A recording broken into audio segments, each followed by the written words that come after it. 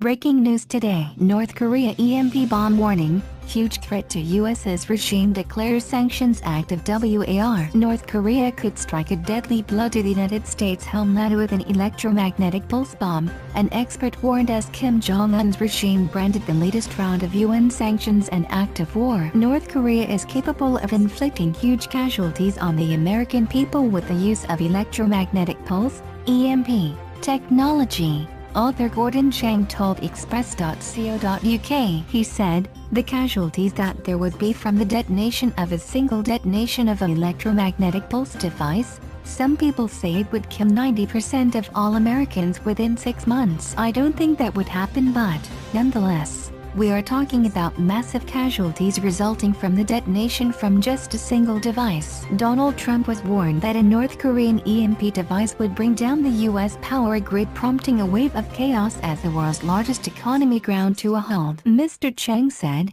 it's something the United States has to worry about. The North Koreans have talked about EMP devices. We know that the science behind it does indicate that it can cause massive devastation. There is no question that the United States has to be concerned that the North Koreans, with very little guidance and very little heat shielding, can cause a lot of damage to the American homeland. Last June, 2 members of a disbanded Congressional EMP Commission told the U.S. House of Representatives Homeland Security Subcommittee hearing that a nuclear EMP attack from Kim Jong-un was the biggest threat to the U.S. William Graham, chairman of the former EMP Commission and its former chief of staff, Peter Vincent Pry, warned such an attack could shut down the U.S. electric power grid for an indefinite period, leading to the death within a year of up to 90% of all Americans. Former Republican Representative Kurt Weldon, who founded the commission, said, a nuclear EMP attack would destroy electronics everywhere, cause planes to crash,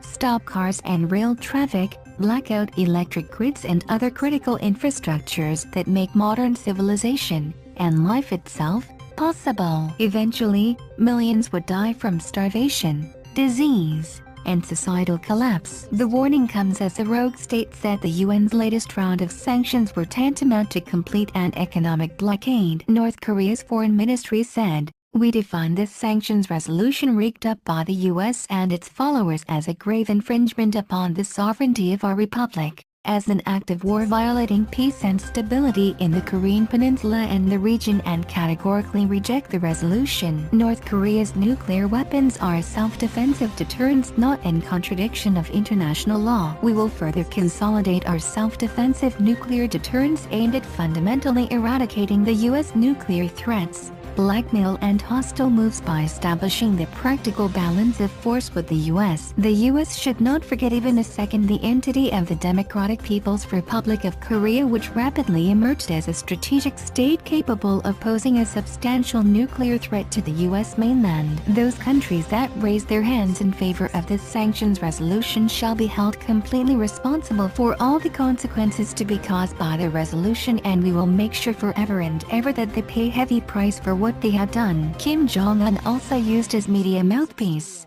the Korean Central News Agency, KCNA, to add that the U.S. is afraid of its nuclear capabilities and becoming more and more frenzied in the moves to impose the harshest ever sanctions and pressure on our country. The Union universally voted in favoring of increasing the world's stranglehold on despot leader Kim Jong-un on Friday as new limits were imposed on petrol and oil. The rogue state was slapped down with a 90% ban on petrol exports, limiting the regime to 500,000 barrels a year, while a drafted UN resolution sees a crude oil supply quota of 4 million barrels a year. A number was also imposed on earnings for North Koreans working abroad. Under the new sanctions, nationals have to return to the Hermit Kingdom within 24 months. The U.S. has been imposing sanctions on North Korea for the last decade. Following the vote, Donald Trump stated that the world wants peace, not death. He tweeted, the United Nations Security Council just voted 15-0 in favor of additional sanctions on North Korea. The world wants peace,